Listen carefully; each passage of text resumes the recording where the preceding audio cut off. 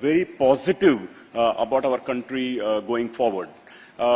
Just to put this in context, the theme is the third emerging superpower.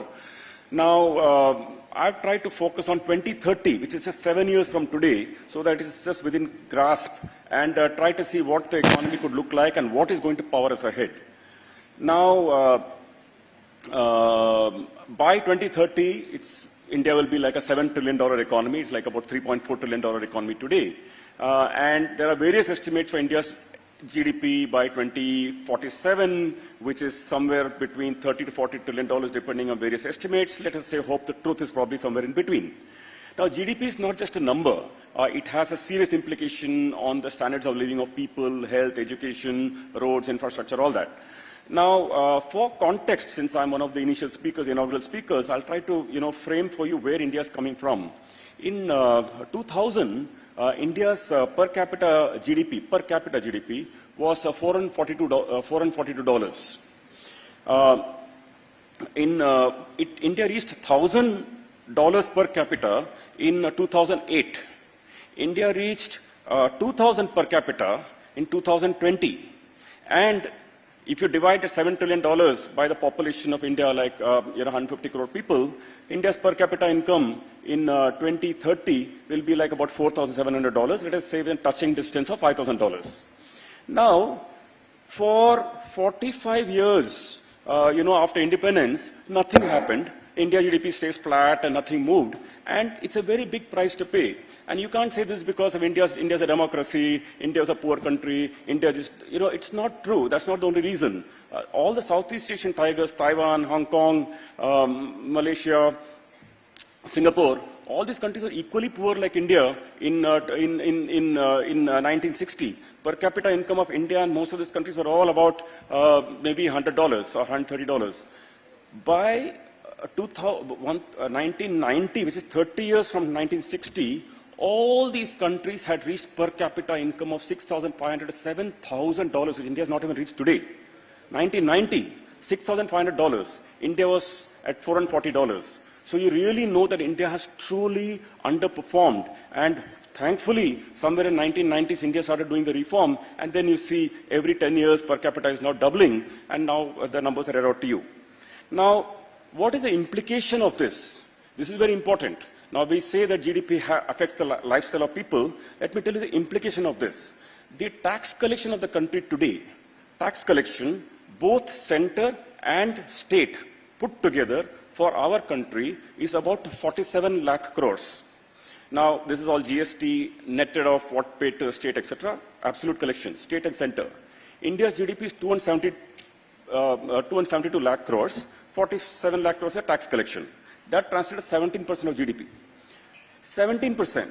Now, if India stays at same 17%, now we wake up in 2030 with 650 lakh crores, from 270 lakh crores growing to 650 lakh crores. And then you take 17% of 650 lakh crores. India's tax collection in that year, whoever will be the finance minister, will be presenting a tax collection of 115 to 120 lakh crores of tax collection. Just to recollect, 47 lakh crores today, 120 lakh crores of tax collection in 2030. Now, the country is collecting that amount of tax, but it will be anyway lesser. Tax collection will be that amount. And then ministers like our Honorable Mr. Gadkari sitting here will be now investing not 10 lakh crores a year in capital expenditure, probably be investing 30 lakh crores capital. They're like crazy, like it's an insane growth coming up. And that's the extraordinary power of compounding that is coming. I'm really excited to hear the budget speech of, say, 2030 as to what that story looks like and where the money and investments are going. I mean, it's just getting thrilling for us. Now, I'm coming from the banking system, so I'll tell you the impact from the banking system point of view. Today's the credit outstanding in the country, total credit, banks, NBFCs all put together, a net of bank lending to NBFC, is about 150 lakh crores. 150 lakh crores credit outstanding. You compound this about 14% also till 2030, it is going to be close to about 400 lakh crores. Think, so 150 lakh crores going to 400 lakh crores, which means extra 250 lakh crores will be credit outstanding. That money, obviously, if a bank is lending, obviously someone is getting that money. That amount of money is going either to a corporate, which will invest, probably going to an individual who's going to buy a car or a two-wheeler or something, or going to an SME who's going to invest in the... So that amount of money is going to hit the Indian system, and they are obviously going to buy something with that. And you're buying that, then obviously, if you're buying a car, some steel, some rubber, something is getting produced.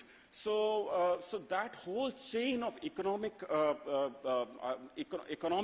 is going to dramatically change the story going forward. Now, let me just say that what are the few things that, are India is getting right at this point of time as what we did not get right earlier.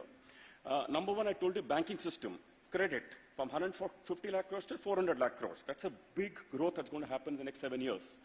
Number two is economic ideology. If you recollect the movies of 1970s, you will find that the villains used to be business people.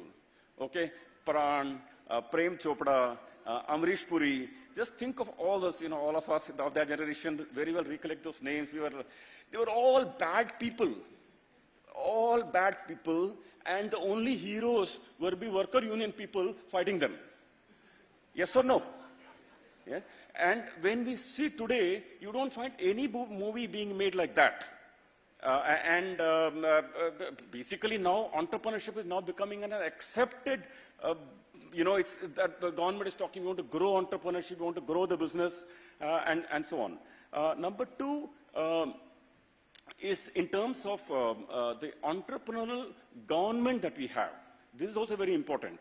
Entrepreneurial government, I'm not saying entrepreneurial government. I'm not saying a government is setting up PSUs and running, steel companies and airline companies. India even nationalized banks. India even nationalized insurance companies. India nationalized everything that could see at that point of time.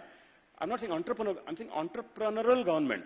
And it's very important. For example, when GST was supposed to be launched, a lot of people said a lot of things. Oh my God, we are not ready, system is not ready, people are not ready, states are not ready.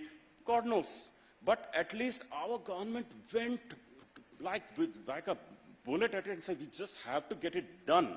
Announced a date, made it happen. And then things fell into place at that point of time. This is an example of a government that gets it done. When I mean entrepreneurial government, I mean a government that can get things done.